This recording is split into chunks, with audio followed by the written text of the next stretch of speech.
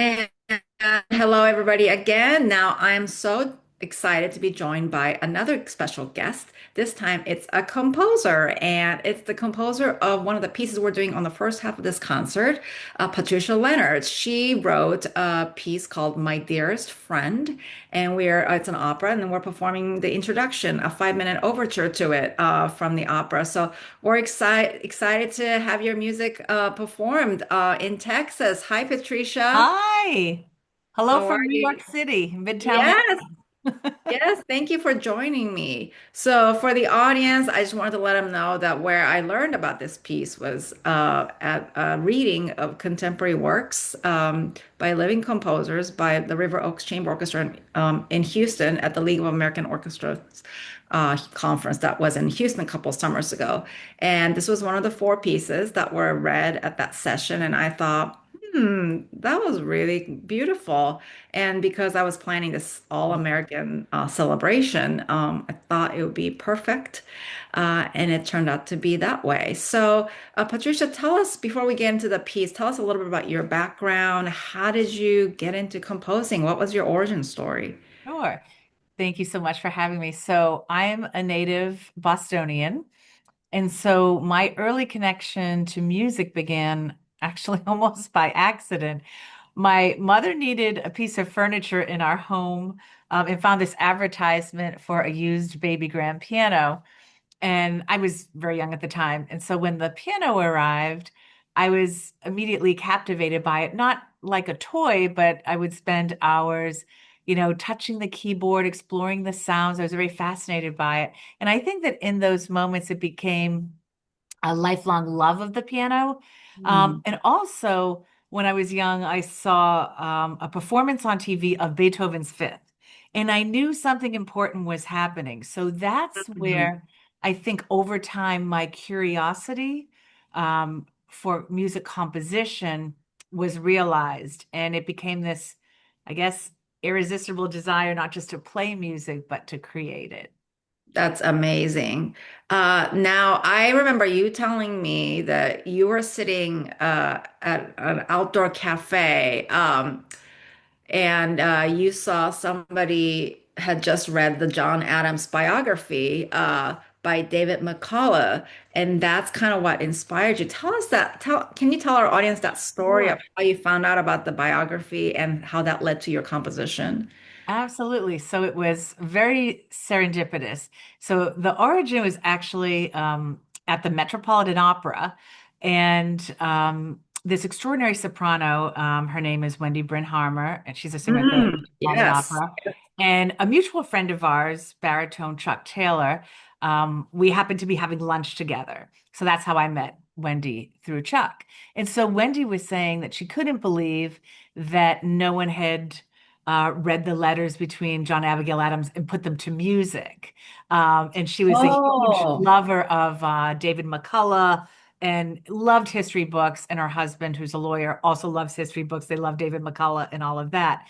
yes. So they were thinking, the letters are so beautiful. How come no one put them to music? So of course, I'm sitting there saying, well, I'm a composer. So immediately, I mean, I'm intrigued by the idea. And I didn't know anything, by the way, about the letters at all. I had never read them, and even though they're famous, legendary Bostonians, the letters themselves I had never accessed. So I was definitely intrigued. Had to know more about my Bostonians, and so from that moment, the next day in my office at the Metropolitan Opera, there was a book on the letters of John and Abigail Adams, and then we were off to the races from that moment. And those letters, so beautiful, intelligent, emotional, really became the inspiration for the opera, My Dearest Friend. That's great. And from this opera, we're hearing the instrumental introduction Mhm. to the opera. Can you tell us that where that music comes from? Is it based on music from the opera? And even though, we're not having a singer per se, does it have some of the songs from the opera? Sure. So the introduction that will be presented in this concert is a preview of several musical themes that will appear throughout the opera. It introduces motivic connections with important ideas in the work. It includes themes that will be associated with Abigail Adams, her famous plea to remember the ladies, which is one of the songs later on in the opera, which there are Mm, hints of her theme of remember the ladies are in the introduction, as well as musical references to the Declaration of Independence, which is also a piece later on in the opera. mm. Also, just as a fun fact, um, I created this type of composition while I was a student at the Boston Conservatory, and I called it CryptoPoint. So I use secret codes to create my music. And in this coding system, it's basically every letter of the English alphabet is assigned to a chromatic pitch. So that allows Wow. for words, names, and things like that to be embedded directly into the musical fabric of the piece. So Wow. right. So, for example, the John Adams theme, so John, I should say, is Mhm. derived from coded pitches corresponding to his name. So, for example, JOHN in CryptoPoint is D flat, C sharp, A flat, B sharp. I wrote Mm. them in the score and harmonically written as D flat, Yeah. D flat, C, natural. And that's the musical cipher connected to John um, and then I call this the DNA of the piece. And so strands of this are not only in the introduction, but it's really the piece that's used throughout in an augmented form in all different kinds of, pensive, glorious, triumphant, grief, longing, patriotic, all of that. And so that's kind of a fun thing about the score. So you will definitely be hearing pieces motivic themes that are from arias later on in the piece.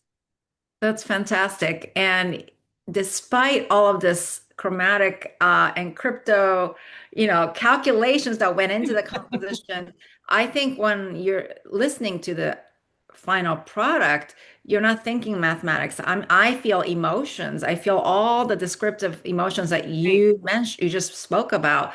So it's kudos to you for, using these technical things behind the scenes, but the outcome is absolutely emotionally ravishing. Oh, And I've that's what done I my love job. about, yeah, exactly.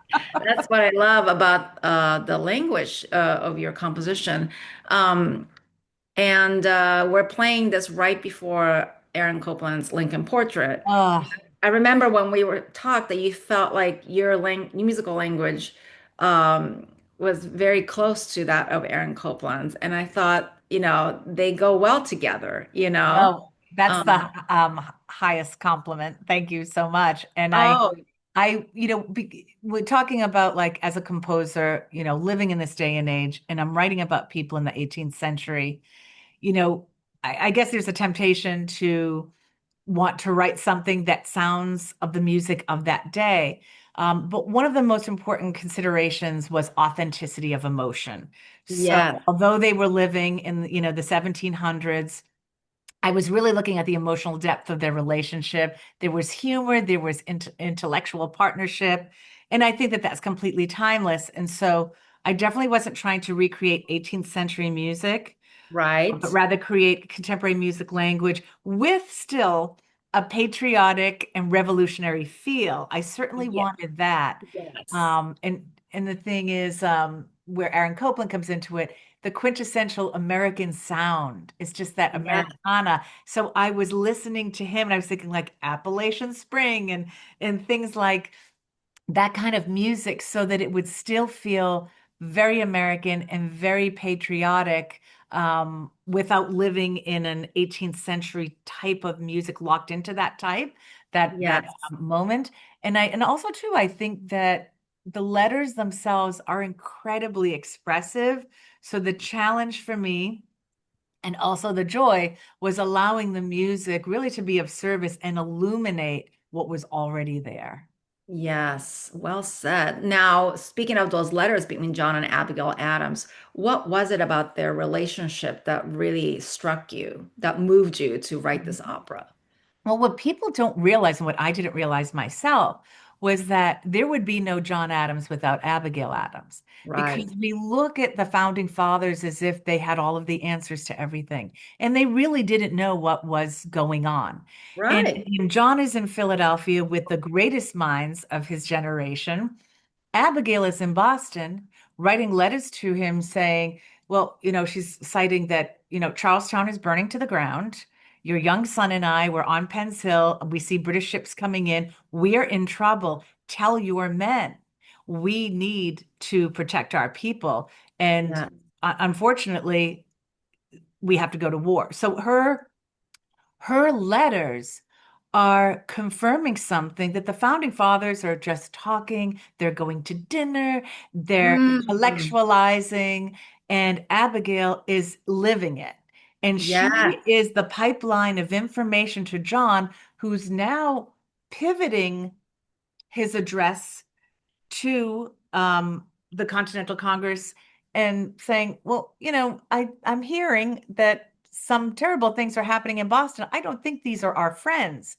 And perhaps we should divorce ourselves from Right. England. And Right. that was treasonous. And his comments were very unsettling to the rest of the group. And Right. so she kept pushing, and the more and more information she gave, she was the one that was behind pushing him to basically influence a whole group of people in that room in Philadelphia that it Mm. is time that we declare our independence. And what he regretted to the day he died was that he was charged with it, John Adams, because they said, look, if you want this so badly, you write the declaration. And Right. he realized, as much as I want to do this, um, I'm not as elegant in my writing as someone like Thomas Jefferson. So he gives it to Thomas Jefferson, who's annoyed because he'd rather just go and have a nice dinner and, Ah, do his books. And now it's like homework. I don't really want to do this, but he does it anyway. And of course, it becomes the most important document in our American history. And John Adams was like, why didn't I write that? But, as David McCullough would say, Thomas Jefferson writes like this, but John Adams writes like this. And he packed the right. punch. And that's how he spoke. And he always relied on Abigail in a way that the other men never relied on their wives. They would always say, don't ever tell your wives anything about politics because they will gossip and they will commit treasonous acts. He Right. treated Abigail as an equal and actually listened to her advice. And I feel that the nation that we've designed today is because of her. And Wow. that was the thing that I didn't know going into it. I just assumed she was a dutiful wife. She was actually challenging him intellectually and actually probably more superior culturally. She read Greek and Latin and she knew Shakespeare. She loved Shakespeare and she just Right. had more knowledge than he did. So she would always say, you try to use these big words, these high words to show your importance, but you're trying too hard. Why don't you Mm. just tell them how you really feel? Because she knew he was trying to put himself in a set of people where he was insecure about maybe not belonging. He wasn't like Thomas Jefferson and others who John Hancock who had more affluence. And so he was trying to rise himself up in the ranks and look very cultured and well spoken. And she just said, just tell the truth. Be authentic. Don't try to use Wow. these high sounding words, is what she said. Your high sounding words, bring it down. Wow. And he'd read his speeches to her and she would edit them and say, too much. Ah, Bring it down, John. Tell them what you want. Keep it that's simple. amazing. Mhm. I'm so glad we can highlight that aspect of American history that many people might not know Right, in this right. concert. So, great. Well, what else going on for you right now? Is there a project that's upcoming that you're excited about, or something that you just finished recently that you were excited about? I'm very excited that I had a recent premiere on February 7th in Texas, in Houston, with ROCO, River Oaks Chamber Orchestra, and Anthony Ponther, wonderful conductor, led the orchestra, and it was the world premiere of Persistence of the Dream. And this was a commission with ROCO, um, where for America 250, I wrote a piece about the American dream, and I really start at where the American Revolution was challenging that dream and Mm, all of the things that go through.